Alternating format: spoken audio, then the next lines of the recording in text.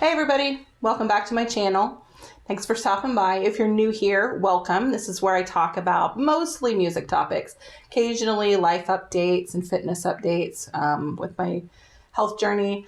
And sometimes I talk about my band project with my husband via Discord. But today we are going to talk about composer trash talk. Think of it like mean tweets, except these are critics and contemporary composers of historically famous composers. Now I'm gonna warn you, some are brutal. Let's get into it.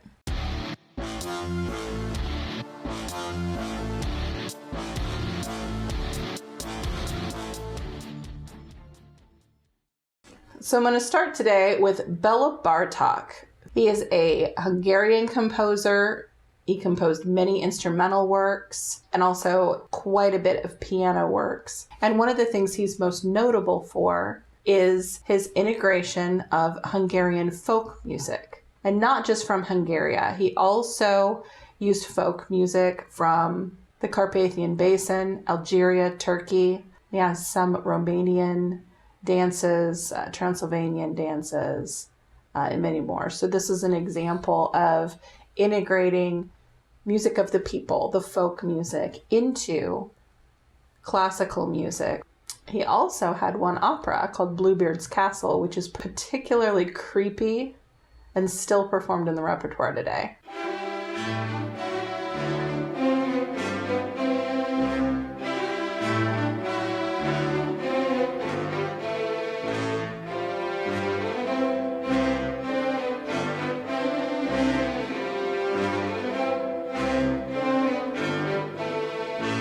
So our first trash talk is from Peter Scholes in The Observer, and this is what he had to say about his experience in seeing a performance of Bartok's music. I suffered more than upon any occasion in my life, apart from an incident or two connected with painless dentistry. So it's pretty cold. Next, we have Rachmaninoff. So Rachmaninoff is a Russian composer.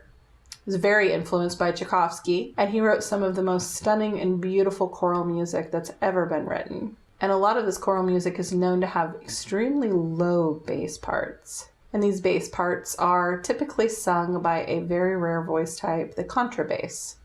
And they can typically sing about an octave lower than traditional bass.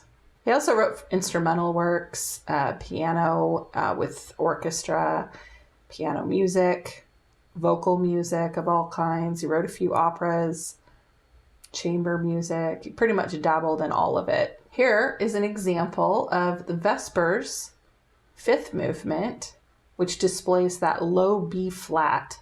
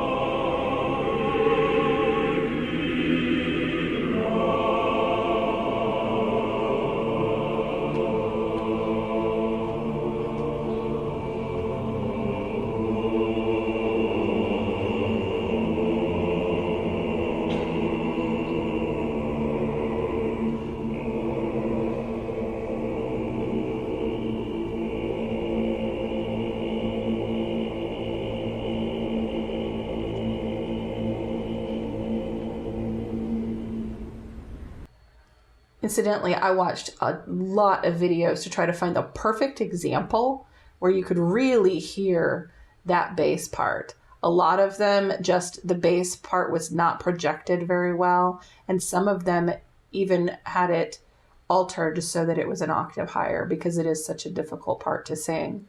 Very rare to find the voice type that can pull it off. And while I was searching and found this video, I came across a channel that is dedicated to the Oktaviст, which is another name for contrabass. And it's got tons and tons of videos you can listen to and support. And I'm telling you, ASMR videos got nothing on a contrabass.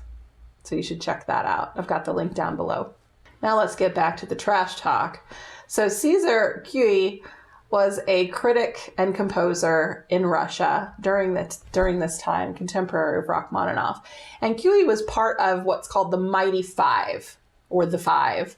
And it's comprised of cohorts that all had a particular philosophy on how music should be educated in Russia. And some of the members, the main five, we have Borodin, Mussorgsky, Rimsky-Korsakov, Balakriev, and Cui. And they very much were against the traditional conservatory, which was a Western-style idea that came over into Russia, that Tchaikovsky was part of. And they didn't like that. They were very critical of it. And since Rachmaninoff, being influenced and part of that conservatory system, they definitely had things to say about it. So here's what Cui had to say about Rachmaninoff in the St. Petersburg News. If there was a conservatory in hell, and if one of its talented students was to compose a symphony based on the story of the 7 plagues of Egypt, and if he had written one similar to Rachmaninoff's, he would have brilliantly accomplished his task and would have delighted the inhabitants of hell. Pretty strong words, but keep in mind that Cui was a member of the Five and a critic against what Rachmaninoff and Tchaikovsky were a part of. Who could argue that Beethoven is one of the most incredible composers? Well, these guys did. First up, we've got John Ruskin in his letter to John Brown in 1881. He had this to say: Beethoven always sounds to me like the upsetting of bags of nails, with here and there also a dropped hammer. Okay, so apparently he didn't like drama. So take a listen. This is Appassionata, Movement 1, Piano Sonata by Beethoven, one of my favorites. And I don't know, I guess it's too dramatic and upsetting for him.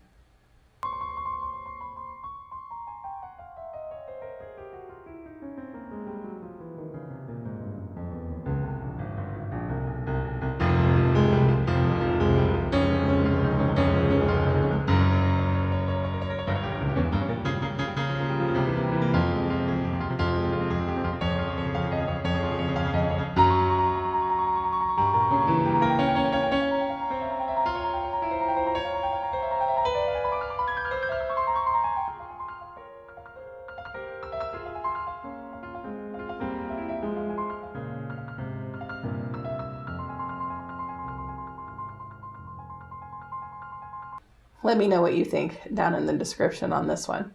Now we've got a French guy, Ulybichev, and he wrote this little tidbit in his Critics and Ramblings. This is particularly about Beethoven's Fifth Symphony, the final movement.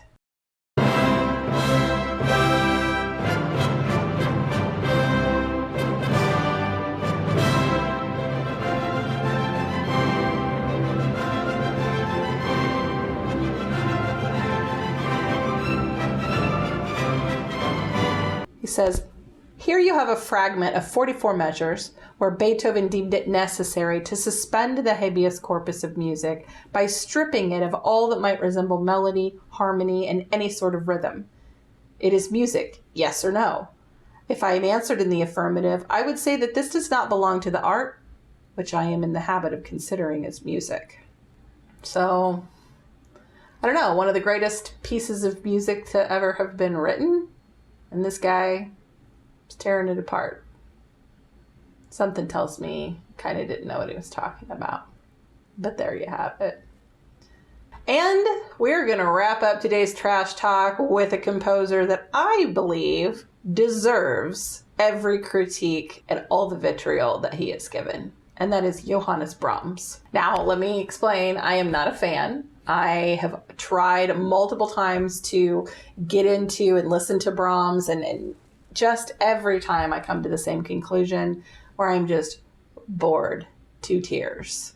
It just doesn't speak to me, and I just can't, just not a fan. Apparently, neither was Tchaikovsky. That's right. I mean, it's Tchaikovsky. This is what he's got to say. I played over the music of that scoundrel Brahms. What a giftless bastard. It annoys me that the self-inflated mediocrity is hailed as genius. Why, in comparison with him, Raff is a giant, not to speak of Rubinstein, who is, after all, a live and important human being, while Brahms is chaotic and absolutely dried up stuff. Now, don't get upset if you're a fan of Brahms. Everybody is entitled to their opinion, even if they're just a little bit misguided. Now, if you think you can persuade me, by all means, leave me some comments. State your case. I'll be glad to listen.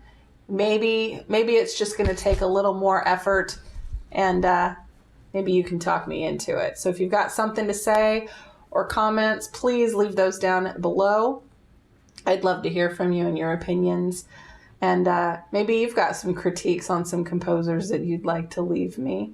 Don't forget to click the subscribe, click the thumbs up if you like the video, and ring that notification bell so that you know when new videos come out, including our next Trash Talk video. Thanks for watching, and I'll catch you guys later. Until next time.